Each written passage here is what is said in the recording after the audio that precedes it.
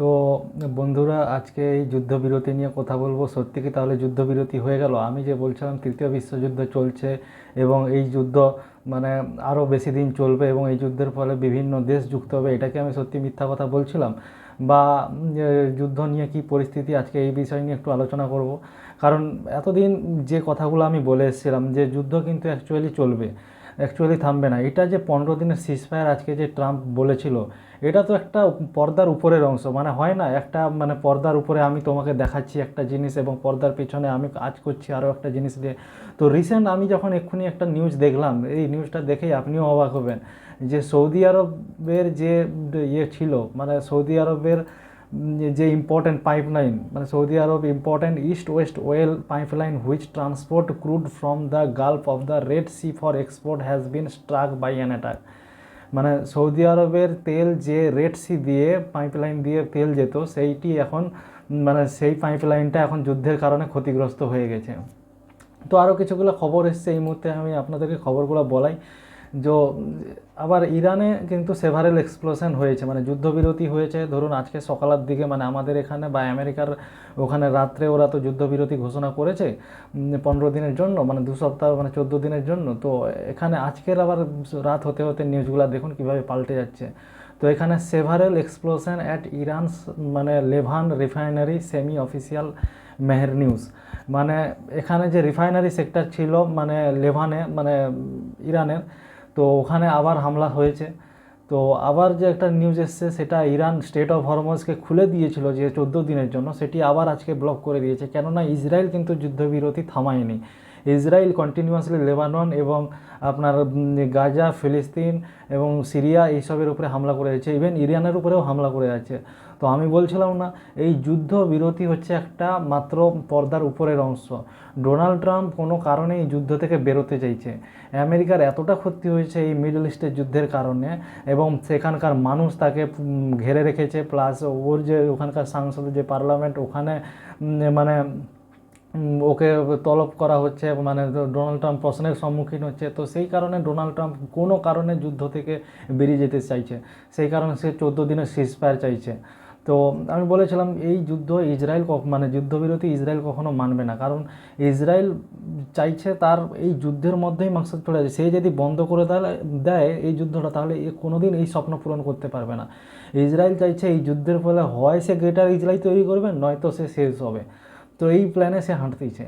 তো এখানে মানে আমেরিকাকে সে ইনভলভ করে আমেরিকার সাথে ও চলতেছে, কিন্তু এখানে বাকি যে দেশ রয়েছে সেগুলোও আস্তে আস্তে ইনভলভ হয়েছে। তো যুদ্ধ কিন্তু অ্যাকচুয়ালি কন্টিনিউয়াসলি চলতে থাকবে। তো ইসরায়েল কি করছে, ইসরায়েল এখন হামলা করছে, মানে ও ইরানের উপরে হামলা চালাচ্ছে যাতে ওর স্বপ্ন, কারণ ইসরায়েল এটাই হচ্ছে লাস্ট যুগ। কারণ ধরুন যদি ইসরায়েল যুদ্ধ থামিয়ে দেয়, তাহলে ইরান তো সুপার পাওয়ার হয়ে যাবে, ইরান তো নিউক্লিয়ার পাওয়ার বানাবেই, ইরান অ্যাটম বম তৈরি করবে। কারণ ইরান যদি বম তৈরি করে ফেলে, তাহলে ইসরায়েল আর কখনোই ইরানকে হারাতে পারবে না।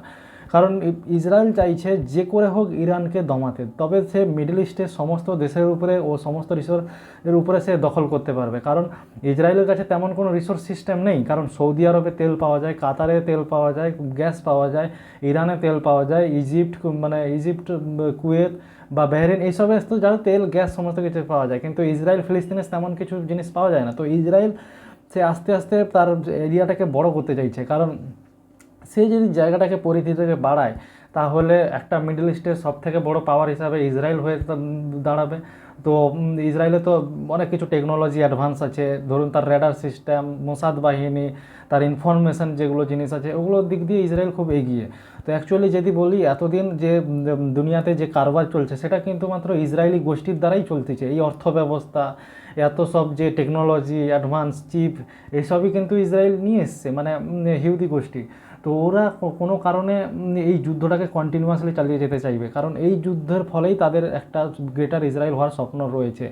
তো আমেরিকা কিন্তু এটা 14 দিনের জন্য ব্রেক চাইছে, কিন্তু আমেরিকা তো পেছনে পেছনে এর আগেও কত কারনামা করেছে, ইসরায়েলকে সাপোর্ট করেছে, বলেছিল ওরা ফিলিস্তিনের পাশে আছে, ফিলিস্তিনকে আমরা সাহায্য করছে, কিন্তু তা সত্ত্বেও ইসরায়েলকে বোম পাঠিয়ে গেছে এবং মিসাইল দিয়েছে, রকেট দিয়েছে, সমস্ত কিছু দিয়েছে। তো 14 দিনের যুদ্ধ বিরতি হচ্ছে শুধুমাত্র একটা খোকলা মাত্র। এখন আস্তে আস্তে বোঝা যাবে, আজকে তো একদিন হলো, আস্তে আস্তে বোঝা যাবে আরও কী কী হয়।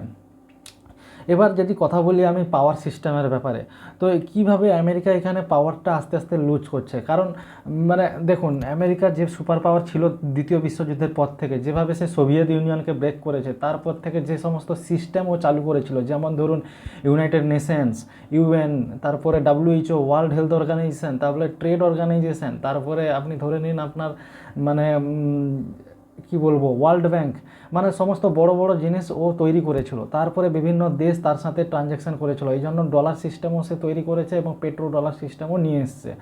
কিন্তু আস্তে আস্তে এখন দেখুন মানে আমেরিকার কীভাবে ক্ষমতাগুলো আস্তে আস্তে কমে যাচ্ছে। এক তো সে মিডল ইস্টের যুদ্ধে সে মানে জিততে পারছে না, হেরে যাচ্ছে, প্লাস ওর যে সমস্ত ঘাঁটি, যেরকম সাউথ কোরিয়া যে মানে রেডার সিস্টেম ছিল, জাপানে যে রেডার সিস্টেম ছিল, ওগুলো কিন্তু মিডল ইস্টের দিকে নিয়ে চলে গেছে, তাও ক্ষতিগ্রস্ত হয়ে গেছে।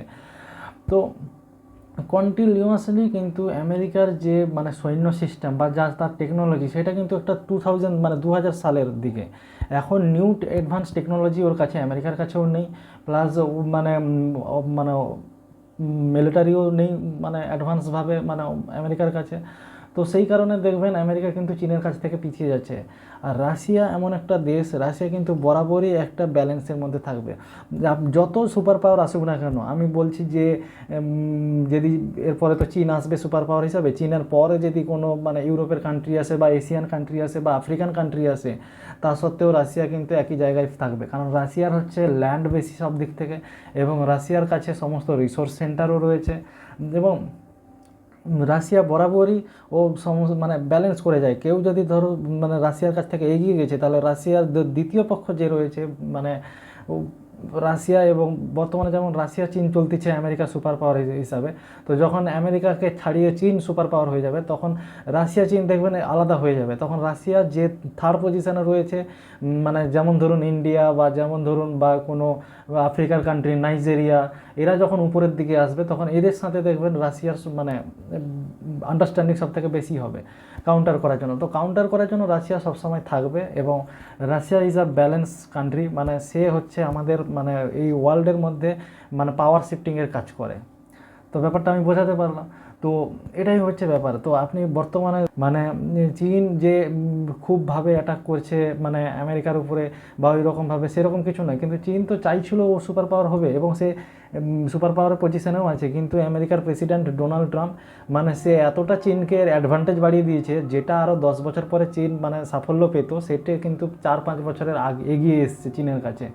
কারণ এরপরে সিস্টেমগুলো কীভাবে পাল্টাবে দেখবেন। চীন কিন্তু আস্তে আস্তে বিভিন্ন দেশের সাথে সমঝোতা করছে, বিভিন্ন দেশকেও ট্রেডের ইউনিয়নে নিয়ে আসছে। মানে এবার দেখবেন চীন কিন্তু সমস্ত দেশকে বিনিয়োগ করছে, সমস্ত দেশের মধ্যে ও ইনফ্রাস্ট্রাকচার তৈরি করছে, সমস্ত দেশে মানে টাকা লাগাচ্ছে, প্লাস সমস্ত দেশের সাথে ও ব্যবসা করছে। মানে চীনের মতন সস্তা জিনিস বা চীনের মতন কোয়ালিটি জিনিস এমন কোনো দেশ এই পৃথিবীতে এখন অবধি বানাতে পারছে না। কারণ চীন সমস্ত দেশকে সাপ্লাই দিচ্ছে বলে আজ সমস্ত দেশ সুন্দরভাবে চলছে। সে ইলেকট্রনিক্স হোক, সে মোবাইল হোক, সে মানে টেক্সটাইল হোক, সমস্ত কিছু দিক দিয়ে কিন্তু চীন মানে ফার্মাসিউটিক্যাল, সমস্ত কিছু দিক দিয়ে চীন বিভিন্ন দেশকে সাপ্লাই করে যাচ্ছে।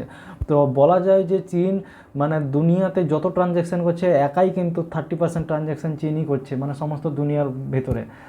তো এইভাবে চীন কিন্তু আস্তে আস্তে উপরের দিকে আসবে, তারপরে নতুন নতুন সিস্টেম তৈরি হবে, তারপরে দেখবেন ডলার সিস্টেম কোলাপস হয়ে পেট্রো ওয়ান সিস্টেম তৈরি হবে, মানে ডিজিটাল ওয়ান। পেট্রো ওয়ান না হলেও ডিজিটাল ওয়ানে চলবে, কারণ চীনের যে কারেন্সি সেটা হচ্ছে চাইনিজ ওয়ান, CNY। তো ডিজিটাল কারেন্সিতে ওটা চলবে। তারপরে আস্তে আস্তে আপনি বিভিন্ন নতুন নতুন সংস্থা তৈরি হবে দেখবেন।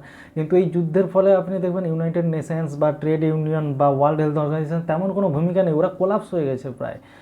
যখন থেকে রাশিয়া ইউক্রেনের যুদ্ধ চলছিল তারা কিছুটা কথা বলছিল, তারপরে আস্তে আস্তে যখন আমেরিকা যুদ্ধের মধ্যে ঢুকলো, তারা অ্যাকচুয়ালি কোলাপস হয়ে গেল। তো এইভাবে যুদ্ধ কিন্তু এন্ড হবে না। কিন্তু যদি আমি কথা বলি যে 14 দিনের যুদ্ধ বিরতি, এটা শুধুমাত্র আমাদেরকে মগজ ধোলাই করা হচ্ছে, কিন্তু আলটিমেটলি এর ভেতরে বিভিন্ন রকমের গেম চলছে। এবং এটা তখনই বোঝা যাবে যখন মানে আস্তে আস্তে আরও যখন দিন যাবে, তখনই বোঝা যাবে যে সত্যি কি যুদ্ধবিরতি হয়েছে। কারণ আমার যে মতে এটা কোনো দিন যুদ্ধবিরতি হয়নি, কারণ যুদ্ধ চলতে থাকবে, এবং যুদ্ধ ততক্ষণ চলবে যতক্ষণ না আমেরিকার শক্তি কোলাপস হচ্ছে। তো আমেরিকার শক্তি বাঁচানোর জন্য এই যুদ্ধ করতেই থাকবে। তো দেখবেন আপনি আস্তে আস্তে যুদ্ধ কিন্তু আরও প্রসারিত হবে, যুদ্ধ কখনো থামবে না। তো এই যুদ্ধ শুরু হয়ে গেছে অলরেডি। তো এটাই ছিল আজকে মানে সংক্ষেপে যুদ্ধবিরতি নিয়ে আলোচনা। তো যদি ভালো লাগে তাহলে আমার চ্যানেলটিকে সাবস্ক্রাইব করুন এবং আমার ভিডিওটিকে লাইক করুন এবং কমেন্ট করুন।